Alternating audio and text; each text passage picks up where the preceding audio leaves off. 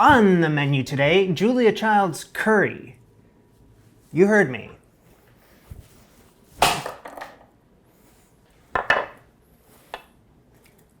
There's coconut. Oh! Bon appetit. Hello again, everybody. Welcome back to my home. And of course, it is yours also for this next little bit. We're in from Julia Child's kitchen today. Curry dinner a la French chef. That's what we're making. You know, what we're learning here is that Julia probably started to exhaust a lot of the French recipes as her cooking career went along, and she needed inspiration elsewhere. So she started diving into other cuisines, other cultures. Whoa. Just let Vin Diesel do his little thing outside, and then we can move on. Julia, meet Vin.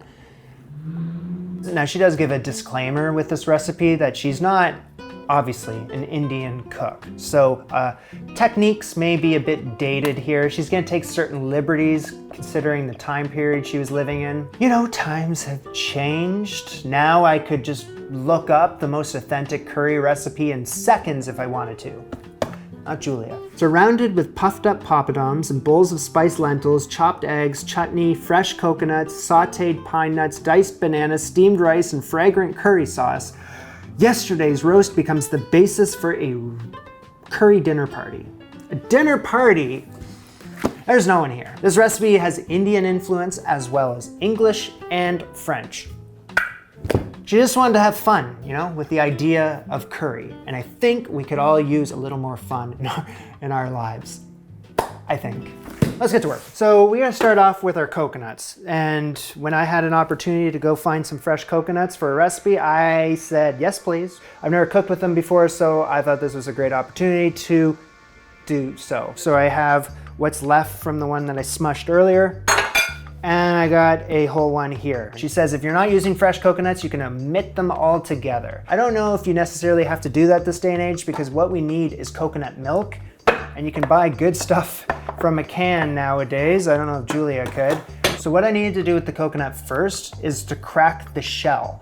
And I did so by having it in the oven for 20 minutes at 400 degrees Fahrenheit, and then it just cracked right open. Now, if you listen to the sloshing around in the inside of the coconut, you know it's good. Good sloshing. See those 3 indents on the shell? I'm just gonna take a screwdriver because that's what was working for me. And Julia was using an ice pick. I don't have an ice pick. Oh, it's already leaking. Look at this coconut water. I gotta drain this coconut. Now, in her TV show, she says that the coconut water is perfect for babies because it has a mild flavor to it. She also says it's perfect for invalids, but let's not go there. So this coconut has taken the fun away because I'm supposed to crack it open next, but this one's already cracked open, but I'm just gonna do it for fun.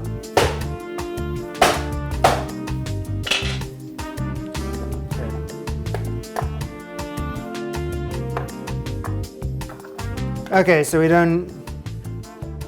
Okay, now that I've opened up the coconuts, so any remaining brown skin I shave off with a vegetable peeler. Wash and drain the coconut meat to remove any shell particles. Cut the meat into 1/2-inch pieces. So let me grate a bunch of it first. Grated coconut, I just cover that up and set it aside. And I'm finding that the coconut is kind of turning color a little, so I'm gonna cover it up. It's kind of oxidizing. Could I have the blender? I don't have a cool name for the blender. Could I have the blender? Thank you. Coconut goes in, enough boiling water to cover. Puree until smooth.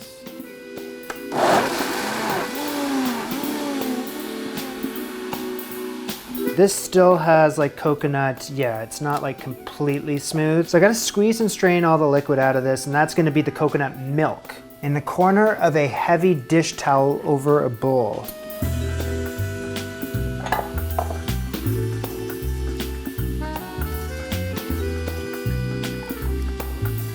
That's hot.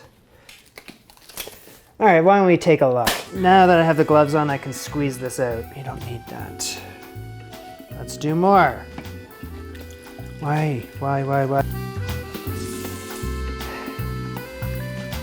I did pour boiling water on top, so it is incredibly hot, toasty on the hands. And yes, I am making a mess, and I'll clean that up, don't worry. Okay, you gotta do it like this, man. Pour this on top, like that, yes. So you're not making a mess. A cheesecloth would definitely not be up for this task, because you really gotta squeeze. Towel is doing the perfect job. And don't worry, I wash on the hot water cycle. This is what I'm after right here, coconut milk. And look at all the fat rising to the surface. Nice. All right, so we're gonna move on to our rice, saffron rice. 1.5 cups of rinsed basmati rice. 3 cups of water, which is double the amount of the rice. Bring that to a boil. 2 tablespoons of butter, 2 teaspoons of salt. It's a big healthy pinch of saffron threads. Give that a stir, a low simmer, cover. 10 minutes later, how's that rice looking? Pretty good. Tilt the pan, check if the water's been absorbed. It has. So I'm gonna take it off the heat. I hate this cutting board because it's warped, but I'm gonna use it. I have to prep this curry, so let's start off with the meat. She's giving you the option between lamb, beef, turkey, duck, or pork. It's the whole farm, minus the horse, thank God. So what I have here is boneless leg of lamb. I'm just gonna clean it up a little bit. For the most part, I think that's cool with me. Cut this up into like bite-sized pieces here. Yeah, like 1.5 inch cubes. In total, this is around 2 pounds worth of meat. So I've had this boneless short rib in the freezer for a little bit, and I just want to use it. So I'm just gonna throw it into the mix.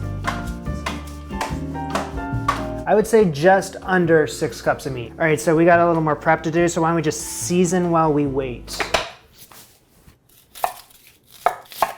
I'm gonna slice up 2 cups of onions. 2 to 3 cloves of garlic. She says that you can just pass it through a garlic press if you so please, but in the show, she just kind of does a very rough mince and she just goes, yeah. So that's what I figure I do.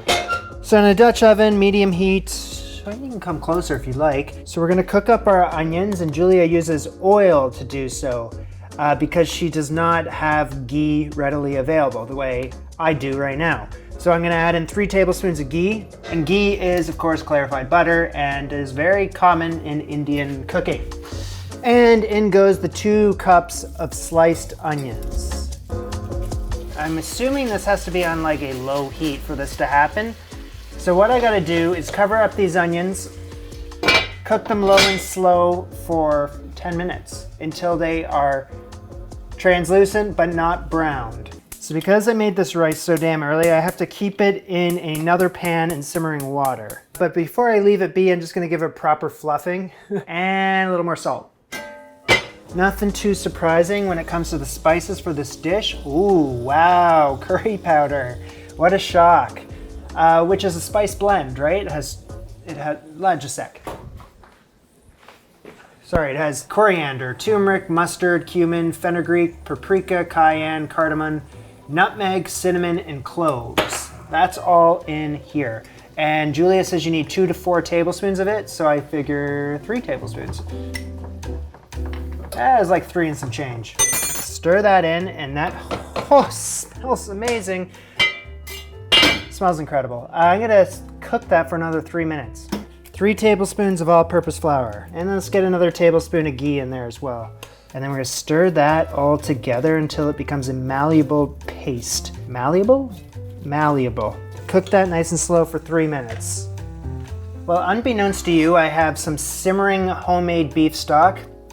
Only half of it is homemade, the rest of it is not, but I combined forces. In it goes. Whisk this vigorously. An apple. There's always a smart aleck in the comments every time I peel an apple with a vegetable peeler, but I like it. Anyway, it's done, so who cares? Yeah, I guess you can love or hate the apple element to this dish. To me, it feels kind of old school because anytime I've had a recent curry, I've never had apple in it. Anyway, this is a sour apple. It's a Honeycrisp. It's a great apple. Love this apple. It's gonna do well in this curry. So I'm just kind of randomly chopping this apple up. But that was just a short pit stop. Over at the cutting board, we gotta go back to the stove. Apple goes in, 3 cloves of minced garlic, Raisins, 1/3 cup of them. Raisins in the apples, I don't know, that's kind of a Julia Child thing to me. All right, so I've never seen this in a curry before, but this is Julia Child we're talking. I need 1/2 cup of red wine. Since I have it, I'll use it. 1/2 teaspoon of ground thyme, 1 imported bay leaf. Better make it 2. I assure you I will not be driving home tonight. You gotta be responsible. Gonna get some salt up in there and some freshly cracked pepper. So simmering slow. What happened to the coconut milk?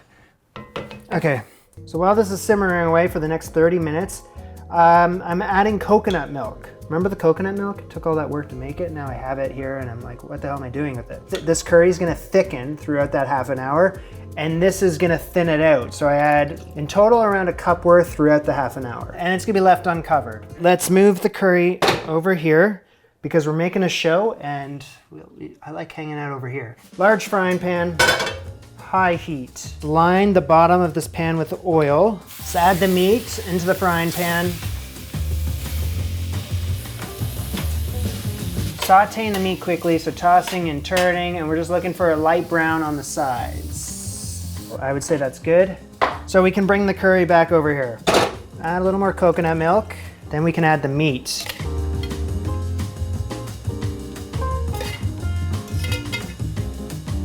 Wunderbar. I'm gonna bring that back up to a simmer. It's been done, so I'm gonna turn it down now to a just below a simmer for the next half an hour. Everything in this pot just needs to, get along.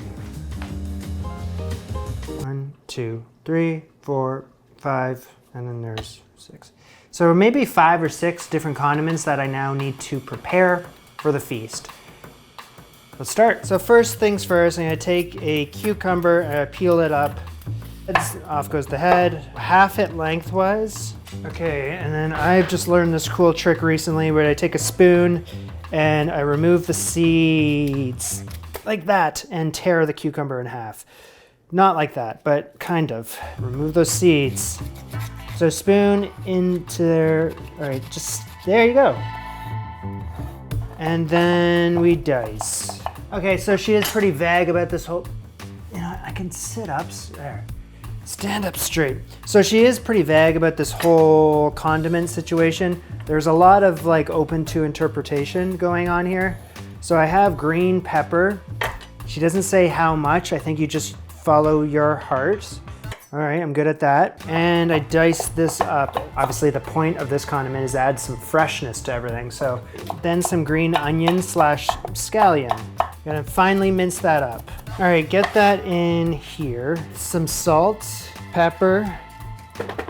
I don't know, do this. That's what that is. It says to just use peanuts, chopped peanuts, but I figure if I just go to town on them in here, peanuts. And then add a little more coconut milk to the curry while I'm standing over here just to let you know. It's really spicy, holy shnikes. Next item on the list, we got mango chutney. Sad to say I didn't make this myself. Sorry. There's the mango chutney.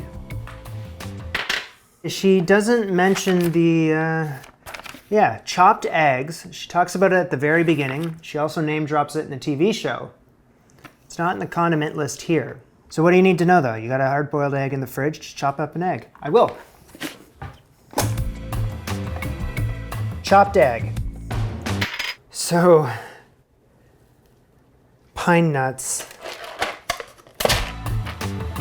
Just got a small frying pan for this. Sauteed lightly in oil, just a little oil. Just add a little salt. I'm running out of little containers for these things. The pine nuts. Hello. All right, how many more freaking condiments do we have to do here?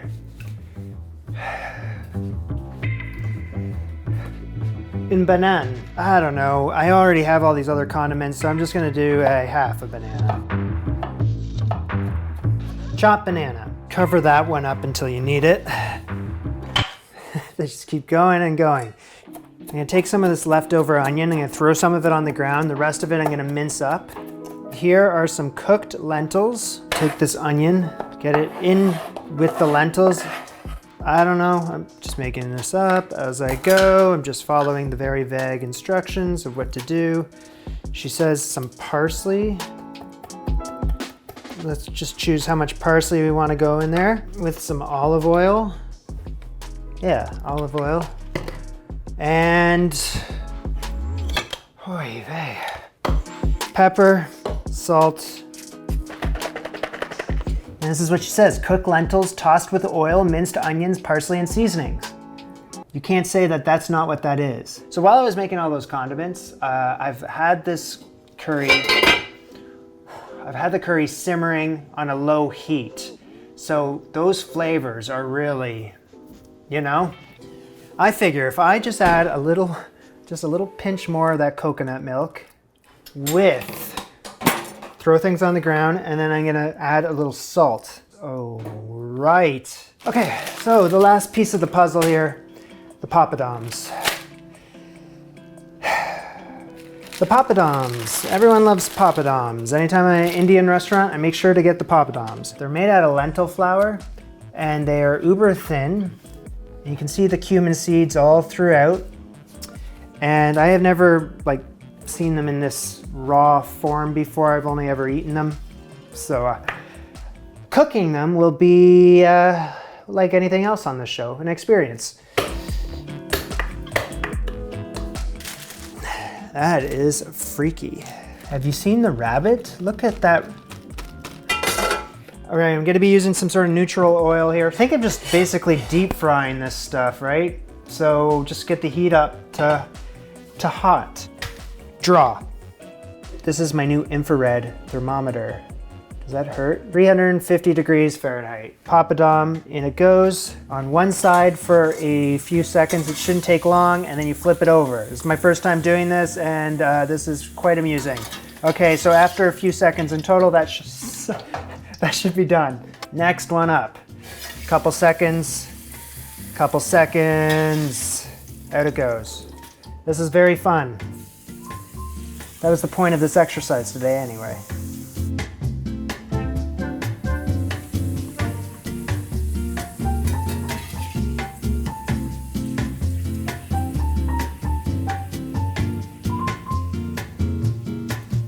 Pretty cool, eh? All right, that's enough. We don't need too many. I made more than enough, but that's because I was having a great time. There they are. And these can all hang out on a baking tray on a paper towel. So just before serving here, I'm gonna do something kind of ridiculous because it's only me here, but everything I do is kind of ridiculous. A homemade lazy Susan. That's what it's called, right? A lazy Susan. There we go. Here comes the rice. I started with the rice today, so that is the one that is kind of just like, hey, eat me now. Kind of hot. I think I can just make this work on a plate, yeah. First, I'm gonna start off with a healthy portion of rice. It's been waiting for its moment. And then on goes the curry. Just don't be shy about it. Oh, hell yeah. So we have our starting point now. I can just start layering on the toppings. How about that lentil thing? That can go on top. Oh. How about some crushed peanuts? Some of this cucumber thing. Some of the egg. She just says to pile it all on top, so that's what I'm doing. Some banana, pine nuts, mango chutney. Lastly, how about some of that grated coconut on the very top? That's it. That's it. That's it. Order up!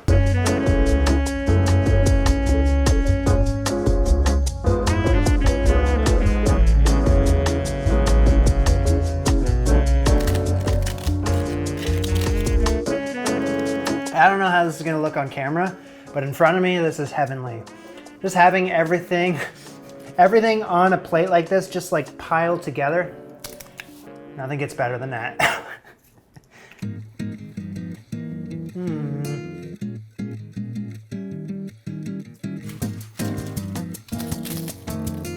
Chutney on top. Oh, I can just taste some of that banana.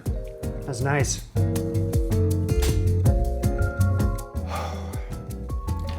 Is it weird that that's one of my favorite things I've made from Julia? I don't know. Everything was feeling a bit cramped with that lazy Susan of condiments, so I tidied up a little bit. Feel much better now.